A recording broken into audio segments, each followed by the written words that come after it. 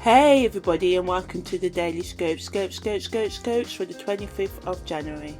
Okay, today we have the moon entering Pisces. This happens at 9 a.m. and then also we have a crescent moon at 1:43 a.m. today. So if you want to know more about what to do in the crescent moon phase and when the moon is in Pisces, listen to the end of this audio. Okay, so the first aspect transit that we've got, Venus makes a semi-square to Chiron at 47 minutes past midnight a.m. all times in GMT time, and all planets and interpretations based on Vedic constellational astrology. So yeah, abrasive actions or words of others can trigger emotional wounds during this transit. You may have difficulties exploring your feelings or explaining your exact feelings to yourself and others right now, which can leave you and them confused. You can feel down and stressed, unaware of the root of your problems, and so life on the surface could be perfect for some of you right now, but within you feel discontented.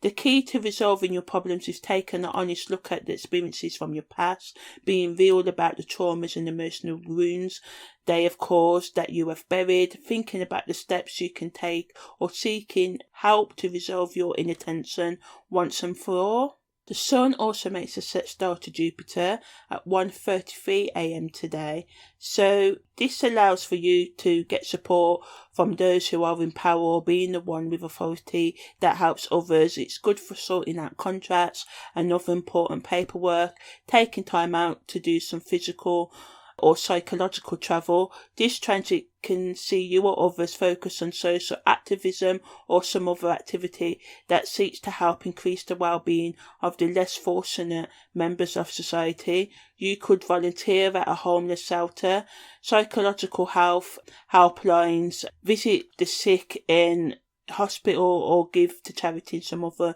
ways right now. You could start a political campaign or party, some of you, or make a vow to be more ethical, do more on a personal level to look after the environment or your home or yourself. You or someone close to you can choose to leave their career or go into a social or healthcare work or start a social healthcare side hustle, which focuses on bettering your life and the life of those in your community, whether this is a community on or offline. This could also, for some of you, come out when the Sun sextiles Jupiter by researching other cultures and looking into ways you can copy that culture for the advancement of yourself, friends, family, and others in your immediate environment. Moving home is also favourable in this transit, or looking at any sort of travel plans and making them is also a good time of this energy. It can also be an excellent time to spend with children or other young ones, taking time to impart wisdom or give them some, moral lessons without being too preachy. Romantic connections can also be formed with people you meet in an educational, religious, intellectual, culture, institutional, online forum or whatever. Well, for some of you, well thought out gambling or investments can also be highly beneficial at this time. Venus makes a semi-sextile to transit Pluto today at 9 p.m. So giving or receiving praise for current or past work, feeling more thankful for life in general, universal help enabling self-acceptance of flaws and all, positively giving to yourself and others unconditionally, assistance from others to reach your goals or supporting others, feeling more affection and balance than usual, taking practical action to integrate all aspects of your personality and feeling thirsty for, giving or receiving love. So this supports that Sun sextile Jupiter energy there. Some of you may meet a Pluto Scorpio type of love interest or friend, or be the Pluto Scorpio type person that someone else meets. Others of you may be the life and soul of the party right now, or the party pooper, because with this energy, it can be Pluto can work both ways. Some of you may get jealous, or people may get jealous over you.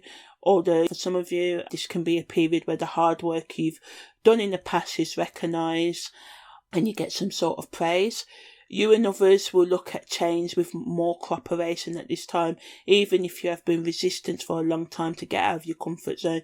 This transit gives the energy to take a more realistic look at your life. If you take the opportunity at this time, you can come into the awareness that growth is the only way to achieve your life goals. Pluto calls for transformation, and it can sometimes seem like a death as you let go of what is towards, the unknown, walking towards what you want to be. The unknown is scary. This is why most of us stay in our comfort zones and return to them often. But with well thought out strategic steps, you can get the traction needed to move forward and take daily steps to reach your goals. When the moon's in the constellation of Pisces, people can become more introverted and be more preoccupied with their inner emotional and psychological life rather than what's going on in their external world. This can cause problems in close relationships or the workplace. People can become more hypersensitive to what is or what they view as an attack on them. You can miss important details or forget to do the things you promise. The Pisces moon is known to make people more fearful and fixated than normal. Also more prone to manipulation or being deceptive. You can be more susceptible to psychic and subliminal influences, for better or worse. So just be careful, because you can be more vulnerable or gullible to deceptive psychic advice, because you can never ever forget that just as people on Earth can be deceptive, those in the astral realm can be too. So yeah, if you cannot stay grounded, it's best to avoid the astral realms and using your tarot and stuff like that, because the information that you may get may not be accurate. So when you're using your extrasensory perceptiveness, just be careful when the moon's in Pisces. Yeah, if you can stay alert, it's a perfect time for all inner work and mystical or higher consciousness development. Negatively, unhealed emotions in the subconscious mind can drive unstable thoughts and behaviours. So you may be prone to escaping into alcohol or drugs or any other distraction. So just be careful about that. And if you're overly affected and you feel like you can't deal, reach out for some help. The best use of the energy in the moon in Pisces is to plan for your future, especially your creative future. So if you're into art, music, design, anything like that, appreciate nature and natural beauty more. Working on artistic projects, listening to music or watching films or other media that stimulates your artistic, more expressive sides.